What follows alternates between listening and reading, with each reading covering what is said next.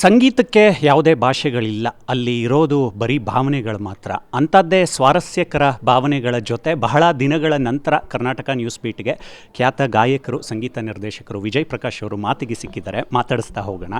Sir, ಒಂದು 4-5 ವರ್ಷಗಳ ಹಿಂದೆ ಕೋವಿಡ್ ಇರುತ್ತೆ, ಯಾವುದೋ ಕಾರ್ಯಕ್ರಮಕ್ಕೆ ಒಂದು ಫುಡ್ ಕಿಟ್ ಕೊಡೋದಕ್ಕೆ ಬಂದಿರ್ತೀರ ನೀವು. ಅವತ್ತು ನಾನು ನಿಮ್ಮನ್ನು ಮಾತಾಡಿಸಿರ್ತೀನಿ.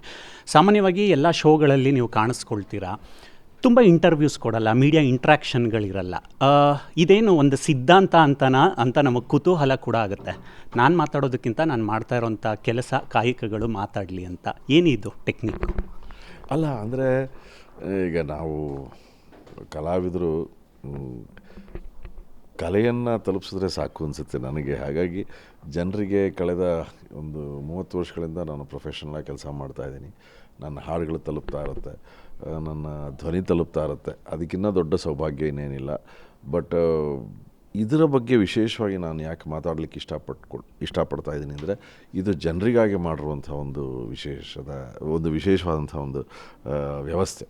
ಹಾಗಾಗಿ ಇದರ ಬಗ್ಗೆ ನಾವು ಇನ್ನೂ ಹೆಚ್ಚಿನ ಮಾಹಿತಿ ಜನರೊಂದಿಗೆ ಹಂಚ್ಕೋಬೇಕು ಅನ್ನೋ ಕಾರಣದಿಂದ ಈ ಪತ್ರಿಕಾಗೋಷ್ಠಿ VPCC ಅನ್ನೋ ಈ ಒಂದು ಸ್ಥಳದಲ್ಲಿ ನಾವು ಬಗೆಯ ಬೇರೆ ಬೇರೆ ಪ್ರಕಾರಗಳ ಸಂಗೀತದ ಪಾಠವನ್ನು ಹೇಳ್ಕೊಡ್ತಾ ಇದ್ದೀವಿ ಆಸಕ್ತರಿಗೆ, ಪ್ರತಿಭಾನ್ವಿತರಿಗೆ. ಜೊತೆಗೆ ಇಲ್ಲೇ ಸ್ಟುಡಿಯೋನ ಕಟ್ಟಿದ್ದೀವಿ, ಅಲ್ಲೇ ರೆಕಾರ್ಡಿಂಗ್ ಮಾಡ್ಬೋದು. ಮತ್ತು ದ್ವಾರ್ ಮ್ಯೂಸಿಕಲ್ಲಿ ತಾವು ತಮ್ಮ ಹಾಡನ್ನು ರಿಲೀಸ್ ಮಾಡ್ಬೋದು. ಹೀಗಾಗಿ ಒಟ್ಟಾರೆ ಎಲ್ಲವನ್ನೂ ಒಂದೇ ಜಾಗದಲ್ಲಿ ಮಾಡುವಂತಹ ಒಂದು ವಸತಿ, ಒಂದು ಸೌಲಭ್ಯತೆ ನಾವು ಕ್ರಿಯೇಟ್ ಮಾಡಬೇಕು ಅನ್ನೋ ಉದ್ದೇಶದಲ್ಲಿ ಮಾಡಿರೋದು. ಬೆಂಗಳೂರಲ್ಲಿ ಆರ್ಟ್ ಲವರ್ಗಳು ಜಾಸ್ತಿ ಸರ್. ಈ VP ಕಲ್ಚರ್ ಕ್ಲಬ್ ಎಂಟ್ರಿ ಆಗೋವಾಗಲೇ ಈ ನೋಟಿಸ್ ಬೋರ್ಡಲ್ಲಿ ತುಂಬ ಬೇರೆ ಬೇರೆ ಕಲಾ ಪ್ರಕಾರದ ಇನ್ವಿಟೇಷನ್ಗಳನ್ನು ನಾನು ನೋಡಿದೆ. ಯಾವ ರೀತಿ ಕೊಡುಗೆ ಆಗ್ಬೋದು ಈ ಕಲ್ಚರ್ ಕ್ಲಬ್ಬು? ಅಲ್ಲ, ಅಂದರೆ ಏನಂದರೆ ಸರ್, ಹನಿ ಹನಿ ಗುಡಿದ್ರೆ ಹಳ್ಳ ಅಂದಂಗೆ ನಾವು ಎಲ್ಲವನ್ನೂ ದೊಡ್ಡ ಮಟ್ಟದಲ್ಲೇ ಮಾಡಬೇಕು ಅಂದರೆ ಅದು ಕಷ್ಟ ಆಗಿಬಿಡುತ್ತೆ. ಒಂದು ಸಣ್ಣ ಪ್ರಯತ್ನ, ಒಂದು 60, 70, 100 ಜನ ಬಂದು ಕೂತ್ಕೊಂಡು ಯಾವುದೋ ಒಂದು ಪ್ರಕಾರದ ಸಂಗೀತವನ್ನು ಕೇಳಿ ಆನಂದ ಪಟ್ಟರೆ, ಆ ರೀತಿ ನೀವು 10 ವರ್ಷ ಮಾಡಿದ್ರೆ ನೀವು ಒಂದು ಲಕ್ಷ ಹೃದಯಗಳನ್ನು ಸ್ಪಂದಿಸ್ತಿರ್ತೀರ. ಹಾಗಾಗಿ ಇಲ್ಲಿ ಏನಂದರೆ ಒಂದು ಸಣ್ಣ ಪ್ರಯತ್ನ, ಬೇರೆ ಬೇರೆ ಪ್ರಕಾರಗಳ ಕಾರ್ಯಕ್ರಮಗಳಾಗಲಿ, ಪಾಠವಾಗಲಿ ಹೇಳ್ಕೊಡ್ಬೇಕು ಅಂತ ನಾವು ಅಂದ್ಕೊಂಡಿದ್ದಕ್ಕೂ ಜಾಸ್ತಿ ಜನ ಸ್ಪಂದಿಸ್ತಾ ಇದ್ದಾರೆ. ಹಾಗಾಗಿ ಅದರಲ್ಲಿ ನಾನು ಯಶಸ್ಸನ್ನು ಕಾಣ್ತೀನಿ. ವಿಜಯ್ ಪ್ರಕಾಶ್ ಅವ್ರಿಗೆ ಸಂಘರ್ಷದ ಮೆಟ್ಲುಗಳೇನು ಹೊಸ್ತಲ್ಲ. ಒಂದು ಸಮಯದಲ್ಲಿ ಒಂದು ಟಿಫನ್ ತಿನ್ನೋದಕ್ಕೆ ನಿಮ್ಮ ಜೇಬಲ್ಲಿ ದುಡ್ಡಿರಲಿಲ್ಲ, ಆವತ್ತು ಕಟ್ ಮಾಡಿದ್ರೆ ಇವತ್ತು ಇಲ್ಲಿ ಕೂತಿದ್ದೀರಾ. ಅದನ್ನೆಲ್ಲ ಈಗ ಬರ್ತಾ ಇರುವಂಥ ಯುವ ಪೀಳಿಗೆಗೆ ಹಂಚ್ಕೊಳ್ತೀರಾ? ನೀವು ಯಾವ ದಾರಿಯಲ್ಲಿ ಹೋದರೆ ಸಕ್ಸೀಡ್ ಆಗ್ತೀರಾ, ಈ ದಾರಿಯಲ್ಲಿ ಹೋದರೆ ಫೇಲ್ ಆಗ್ತೀರಾ ಅಂತ? ಅಲ್ಲ, ಕಷ್ಟಪಟ್ಟರೆ ಯಶಸ್ಸು ಅಂತ ಹೇಳೋದಕ್ಕಿಂತ ಶ್ರಮ ವಹಿಸಿ ನೀವು ಶ್ರದ್ಧೆಯಿಂದ ಯಾವುದಾದ್ರು ಒಂದು ವಿಷಯವನ್ನು ಅಥವಾ ವಿದ್ಯೆಯ ಹಿಂದೆ ನೀವು ಬಿದ್ದರೆ ಯಶಸ್ಸು ನಿಮಗೆ ಸಿಗುತ್ತೆ ಅಂತ ಹೇಳಲಿಕ್ಕೆ ಇಷ್ಟಪಡ್ತೀನಿ. ಕೆಲವರಿಗೆ ಅದರಲ್ಲಿ ಸ್ವಲ್ಪ ಜೀವನದ ಕಷ್ಟಗಳಿರಬಹುದು, ಆದರೆ ಕಷ್ಟಗಳಿದ್ದರೆ ಮಾತ್ರನೇ ಗೆಲ್ಲಬೇಕು ಅಂತೇನಿಲ್ಲ. ಆಸಕ್ತಿ ಇರಬೇಕು, ಶ್ರದ್ಧೆ ಇರಬೇಕು, ಮತ್ತು ನಾನು ಶ್ರಮ ವಹಿಸಿ ಈ ಒಂದು ವಿಷಯವನ್ನು ನನ್ನದಾಗಿಸ್ಕೊಳ್ತೀನಿ ಅನ್ನೋ ಒಂದು ಛಲ ಇರಬೇಕು.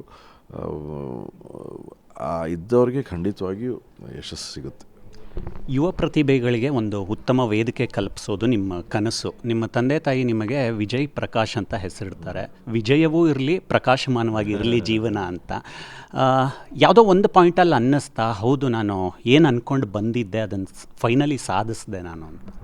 ಅಂದರೆ ಸರ್, ಸಾಧನೆಗೂ ಕೊನೆ ಇಲ್ಲ, ಮತ್ತು ನಾವು ಆಸೆ ಪಡೋದಕ್ಕೂ ಕೊನೆ ಇಲ್ಲ.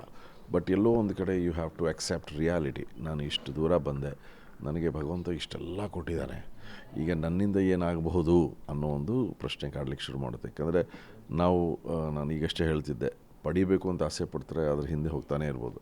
ಆದರೆ ಎಲ್ಲೋ ಒಂದು ಕಡೆ ಇಲ್ಲ, ಪಡೆದಿದ್ದು ಸಾಕು, ನಾವು ಕೊಡಬೇಕು ಅನ್ನೋ ಆಸೆ ಶುರುವಾದಾಗ ಒಂದು ಸಂಪೂರ್ಣತೆ ಜೀವನ ಕಂಡುಕೊಳ್ಳುತ್ತೆ. ಸೊ ನಾನು ಸಾವಿರಾರು ಹಾಡುಗಳನ್ನ ಏನು ಹಾಡಿದ್ದೀನಿ, ಪ್ರಪಂಚದಾದ್ಯಂತ ಕಾರ್ಯಕ್ರಮವನ್ನು ನೀಡಿದ್ದೀನಿ, ಎಲ್ಲವೂ ನನಗೆ ಕಲೆ ಕೊಟ್ಟಿದೆ. ಈಗ ಯುವ ಪೀಳಿಗೆಗೆ ನನ್ನಿಂದ ಏನಾದರೂ ಒಂದು ಸಣ್ಣ ಕೊಡುಗೆ ಆಗಬೇಕು ಅನ್ನೋ ಪ್ರಯತ್ನ. 2 ತರಹದ ಗಾಯಕರನ್ನು ನಾವು ವರ್ಗೀಕರಣ ಮಾಡ್ಕೋಬೋದು ಸರ್. ಮೊದಲನೇದಾಗಿ ಗಾಯಕರು ಬರ್ತಾರೆ ಸಿಂಗಿಂಗ್ ಫೀಲ್ಡ್ಗೆ, ಇಡೀ ಜೀವನ ನಾನು ಹಾಡ್ತಾನೆ ನನ್ನ ಜೀವನವನ್ನು ಸಾಗಿಸ್ತೀನಿ, ಇಲ್ಲೇ ನಾನು ಇದ್ದರೂ ಇಲ್ಲೇ ಹೋದರೂ ಇಲ್ಲೇ ಅಂತ. ಇನ್ನೂ ಒಂದು ವರ್ಗ ಇದೆ, ಪಾರ್ಟ್ ಟೈಮ್ ಆಗಿ ಸಿಂಗಿಂಗನ್ನು ತೆಗೆದುಕೊಂಡಿರ್ತಾರೆ, ಬೇರೆ ಕೆಲಸ ಮಾಡ್ತಾ ಇರ್ತಾರೆ. ನೀವು ಇದನ್ನೆಲ್ಲ ಹೇಗೆ ಡಿಫೈನ್ ಮಾಡ್ಕೊಳ್ತೀರಾ, ಈ 2 ವರ್ಗೀಕರಣಗಳನ್ನ? ಅಲ್ಲ, ಕಡೆಯದಾಗಿ ಜೀವನದಲ್ಲಿ ಸರ್ ನಿಮಗೇನು ಸಂತೋಷ ಕೊಡುತ್ತೋ ಅದನ್ನು ಮಾಡಿ ಅಂತ ಹೇಳಲಿಕ್ಕೆ ಇಷ್ಟಪಡ್ತೀನಿ. ಇದು ಸರಿ ಇದು ತಪ್ಪು ಅಂತ ನಾವು ತೀರ್ಮಾನ ತಗೊಳ್ಳೋ ಕಾಲವೂ ಅಲ್ಲ, ಸಮಯವೂ ಅಲ್ಲ. ಯಾಕಂದರೆ ಈಗೆಲ್ಲರೂ ತಮಗೇನು ಸರಿ ಅನಿಸುತ್ತೋ ಆ ರೀತಿ ಮಾಡುವಂಥ ಒಂದು ಕಾಲ. ಸೊ ಇದನ್ನು ಪಾರ್ಟ್ ಟೈಮ್ ಥರ ಮಾಡಿದ್ರೆ ಮಾಡಿ, ಫುಲ್ ಟೈಮ್ ಥರ ಮಾಡಿದ್ರೂ ಮಾಡಿ, ನಿಮಗೆ ಸಂತೋಷವನ್ನು ಕೊಡಬೇಕು. ಮತ್ತು ಆ ಸಂತೋಷ ನೀವು ಪಡ್ಕೊಂಡಾಗ ನಿಮಗೆ ಜೀವನದಲ್ಲಿ ಎಲ್ಲವೂ ಸುಖಕರವಾಗಿ ಇರುತ್ತೆ. ಈಗ 5 ರೂಪಾಯಲ್ಲೂ ಖುಷಿಯಾಗಿರೋನು ಇರ್ತಾನೆ, 50 ರೂಪಾಯಲ್ಲೂ ಖುಷಿಯಾಗಿರೋರು ಇರ್ತಾರೆ, 500 ರೂಪಾಯಿನಲ್ಲೂ ಸಂಕಟ ಪಡೋರು ಇರ್ತಾರೆ. ಸೊ ಹಾಗಾಗಿ ಇದು ಜೀವನದ ದೃಷ್ಟಿಕೋನ ಅಷ್ಟೇ. ಸೊ ಹಾಗಾಗಿ ನಿಮಗೆ ಸಂತೋಷ ಯಾವುದ್ರಲ್ಲಿ ಸಿಗುತ್ತೋ ಅದನ್ನು ಮಾಡಿ ಅಂತ ಹೇಳಲಿಕ್ಕೆ ಇಷ್ಟಪಡ್ತೀನಿ. ಸರ್, ನಿಮ್ಮ ಅಭಿಮಾನಿಗಳು ತುಂಬ ಕಮೆಂಟ್ ಮಾಡೋದು ಒಂದು ವಿಚಾರಕ್ಕೆ, ಅದನ್ನು ಇಲ್ಲಿ ಸಿಕ್ಕ ಕೇಳಿಬಿಡೋಣ ಅಂದ್ಕೊಂಡೆ. ನೀವು ಸಿಂಗಿಂಗ್ ಶೋಗಳಲ್ಲಿ ಪಾರ್ಟಿಸಿಪೇಟ್ ಮಾಡ್ತೀರಾ, ಜಡ್ಜ್ ಮಾಡ್ತೀರಾ, ಪ್ರತಿಭೆಗಳನ್ನ ಪ್ರೋತ್ಸಾಹ ಮಾಡ್ತೀರಾ, ಮಧ್ಯೆ ಮಧ್ಯೆ ಸ್ಪರ್ಧಿಗಳನ್ನ ಕಾಲೆಳಿತೀರಾ, ಕಾಮಿಡಿ ಮಾಡ್ತೀರಾ. ಈ sense of humour Vijay Prakash ಅವ್ರಿಗೆ ಎಲ್ಲಿಂದ ಶುರುವಾಯಿತು ಅಂತ? ಅಂದರೆ ಹಿರಿಕರು ಹೇಳ್ತಾರಲ್ಲ, ಸೆನ್ಸ್ ಆಫ್ ಹ್ಯೂಮರ್ ಅನ್ನೋದು ಸುಮ್ಮನೆ ತಮಾಷೆ ಮಾಡಲಿಕ್ಕಲ್ಲ, ಜೀವನದ ಹಾದಿಯನ್ನು ಸುಗಮವಾಗಿಡಲಿಕ್ಕೆ. ಕೆಲವೊಮ್ಮೆ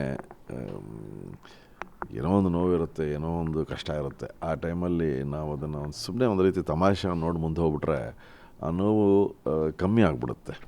ಸೊ ಹಾಗಾಗಿ ಜೀವನದಲ್ಲಿ ಸೆನ್ಸ್ ಆಫ್ ಹ್ಯೂಮರ್ ಇರಲೇಬೇಕು ಎಲ್ರಿಗೂ. ಅಂದರೆ ಪ್ರತಿಯೊಂದು ಕ್ಷಣವನ್ನು ನಾವು ತೀಕ್ಷ್ಣತೆಯಿಂದ ಸೀರಿಯಸ್ಸಾಗಿ ನೋಡೋ ಅವಶ್ಯಕತೆ ಇಲ್ಲ. ಕೆಲವೊಮ್ಮೆ ಹಾಗೆ ತಮಾಷೆಗೆ ಮುಂದೆ ಹೋಗ್ಬಿಟ್ರೆ ನೋವುಗಳು ಕಮ್ಮಿ ಆಗಿ ನಲಿವು ಜಾಸ್ತಿ ಆಗುತ್ತೆ ಅಂತ ನಾನು ಭಾವಿಸ್ತೇನೆ. ಕೊನೆಯದಾಗಿ ಸರ್, 2 ಪ್ರಶ್ನೆಗಳು. ಇತ್ತೀಚೆಗೆ ಅಯೋಗ್ಯ 2 ಪ್ರೆಸ್ ಮೀಟ್ ಆಯಿತು. ಅಲ್ಲಿ ನಿಮ್ಮ ಗಾಯನವನ್ನು ಹೊಗಳೋ ಇದರಲ್ಲಿ ನೀವೇ ಹಾಡಬೇಕಾಗಿತ್ತು ಆ ಹಾಡು ಅನ್ನುವಂಥ ವಿಚಾರ ಪ್ರಸ್ತಾಪ ಆಯಿತು. ಇನ್ನೊಂದು ಕಡೆ ಒಬ್ಬ ಸಿನಿಮಾ ಪ್ರೇಮಿಯಾಗಿ, ಅನಲೈಸರ್ ಆಗಿ ಸಿನಿಮಾ ಇಂಡಸ್ಟ್ರಿಯನ್ನು ನೋಡ್ತಾ ಇರ್ತೀರ. ಈ 2 ವಿಷಯದ ಬಗ್ಗೆ ನಿಮ್ಮ ಟೇಕ್ಸ್ ಏನು ಸರ್? ಅಲ್ಲ, ನಾನು ಹಾಡಬೇಕು ಅಂತ ಅವ್ರು ಹೇಳಿದ್ದು ನನಗೆ ಒಂದು ಸಂತೋಷವನ್ನು ತಂದು ಕೊಟ್ಟಂಥ ವಿಷಯ. ಆದರೆ ಒಂದು ಸಿನಿಮಾ ಅನ್ನೋದು ಒಬ್ಬ ವ್ಯಕ್ತಿನ ಮೀರಿ ಆಗುವಂಥ ಒಂದು ಪ್ರಯತ್ನ. ಅದೊಂದು ಕಥೆ. ಆ ಕಥೆಗೆ ಪೂರಕವಾಗಿ ಯಾವ ಧ್ವನಿ ಸರಿ ಇರುತ್ತೆ, ಯಾವ ಗಾಯಕರು ಸರಿ ಇರ್ತಾರೆ ಅನ್ನೋದು ಒಂದು ನಿರ್ದೇಶಕನ ಒಂದು ತೀರ್ಮಾನವಾಗಿರುತ್ತೆ. ಬಟ್ ಅದು ಕೆಲವೊಮ್ಮೆ ಜನರಿಗೆ ಅದು ಹಿಡಿಸ್ಬೋದು, ಹಿಡಿಸದೇ ಇರ್ಬೋದು. ಅದು ಜನರಿಗೆ ಇರುವಂಥ ಒಂದು ಸ್ವಾತಂತ್ರ್ಯ.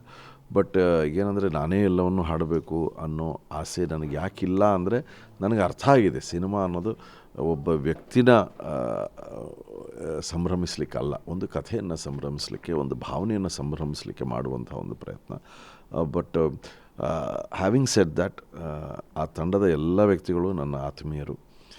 ನನ್ನ ಕೈಯಲ್ಲಿ ಹಾಡಿಸಬಾರ್ದು ಅಂತ ಯಾರಿಗೂ ಇಲ್ಲ. ನನಗೆ ಯೋಗ್ಯವಾದ ಹಾಡು ಬಂದಾಗ ಖಂಡಿತವಾಗಿಯೂ ಹಾಡಿಸ್ತಾರೆ ಅನ್ನೋ ಭರವಸೆ ನನಗಿದೆ. ಮತ್ತು Arjun is a very dear friend. ನನಗೆ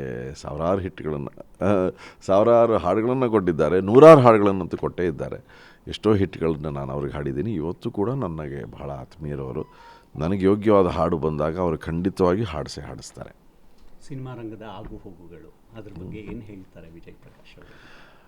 ಅಲ್ಲ, ಅಂದರೆ ನಾನು ಬಹಳ ಚಿಕ್ಕವನು ಅದರ ಬಗ್ಗೆ ಹೇಳಲಿಕ್ಕೆ. ಯಾಕಂದರೆ ಬಹಳ ದೊಡ್ಡ ಪ್ರಪಂಚ. ಇವತ್ತು ನಾನು ಬಂದಿದ್ದೀನಿ, ನಾಳೆ ಇನ್ನೊಬ್ಬರು ಯಾರೋ ಬರ್ತಾರೆ.